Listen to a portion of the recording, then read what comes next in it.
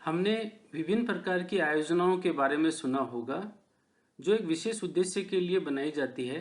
आज हम यहाँ पे श्यामला संसाधनों की पुनर्स्थापना के लिए ग्रामीण समुदाय का क्षमतावर्धन कार्यक्रम के तहत चारागाह विकास हेतु कार्य योजना क्यों कैसे बनाई जाती है उस पर विस्तार से बात करेंगे। चारागाह विकास आयोजना बनाने की जरूरत क्यों है, इसको थोड़ा हम समझ लेते हैं। पिछले 5 दशकों में इन श्यामलात भूमियों, चारागाह, जंगल बिलानाम आदि का क्षरण हुआ है। आप नीचे की तस्वीर देख के इससे पता लगा सकते हैं। अतः विभिन्न प्रयास के माध्यम से प्रत्येक गांव की इन भूमियों का विकास हो ताकि ग्रामीण क्षेत्र में पारिस्थितिकी तंत्र एवं इससे जुड़ी आजीविका मजबूत हो सके। दोनों तस्वीरों के अंतर से आप पता लगा सकते हैं कि किस तरीके से प्रयास के बाद आपको सफलता हासिल हो सकती है। ये हम सब जानते हैं कि चारागाह विकास के कई फायदे हैं, किंतु उन फायदों को हमें विस्तार से समझने की जरूरत है। आखिर चारागाह विकास से क्या क्या बड़े फायदे हैं। सबसे पहले हम इन भूमियों को अतिक्रमण से सुरक्षा प्रदान कर सकते हैं, क्षेत्र में नमी बढ़ा सकते हैं, भूमि के कटाव को रोक सकते हैं, जल स्तर बढ़ा सकते हैं, पारिस्थितिकी में सुधार कर सकते हैं और घास की उपलब्धता को भी बढ़ाया जा सकता है। साथ ही इन सब से इन संसाधनों पर आधारित आजीविका में भी हम सुधार कर सकते हैं। हम बदलाव चाहते हैं और इन चारागाह भूमियों को वापस हरा भरा करना चाहते हैं, तो हम ग्रामीण समुदाय को पंचायत के साथ मिलकर विभिन्न प्रयास करने होंगे। सबसे पहले हमें गांव स्तर पर समिति या संगठन का निर्माण करना होगा। उसके बाद पारंपरिक व्यवस्था आधारित नियम उपनियम बनाने होंगे। सभी परिवारों को मिलकर बारी बारी से सुरक्षा करना होगा। नियमित रखरखाव हेतु श्रमदान करना होगा और विभिन्न विकास योजनाओं द्वारा भौतिक कार्य करवाने होंगे।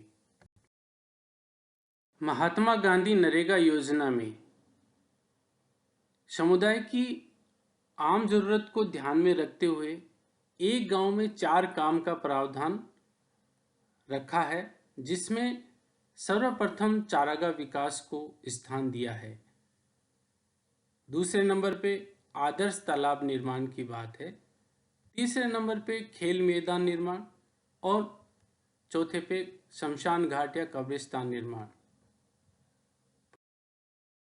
अगर हमें चारागाह विकास योजना का निर्माण करना है तो उसके विभिन्न चरण क्या हो सकते हैं, उनको हम समझ लेते हैं।